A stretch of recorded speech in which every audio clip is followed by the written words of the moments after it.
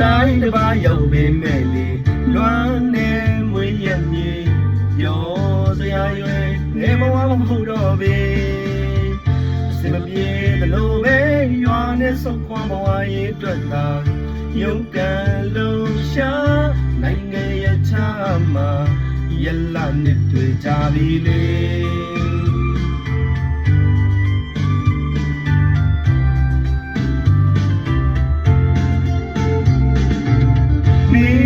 မောင်မတို့တွေလွမ်းနေပေါင်းတင်တွေ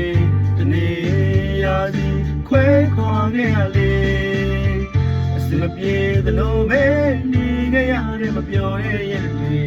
ဖြတ်ကျော်ကပဲစာဝတ်နေအတွက်လေရိုးသားကြိုးစားကရှာဖွေ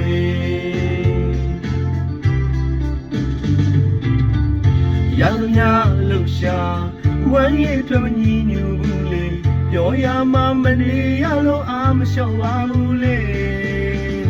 ညရဲ့ကြတဲ့ရက်တွေအရေးလိုမိသားစုတွေထမင်းဝိုင်းမှလူတွေမစုံတော့ပဲစိတ်ထဲမချပါဘူးမပြေဆုံးတဲ့ဘဝကံတရားကိုပြလို့မမြင်ခဲ့ပဲအပြစ်မတင်ပါဘူးလေကြီးကံတဲ့တည်လာတဲ့နေ့အရောက်ပြန်မှာပါ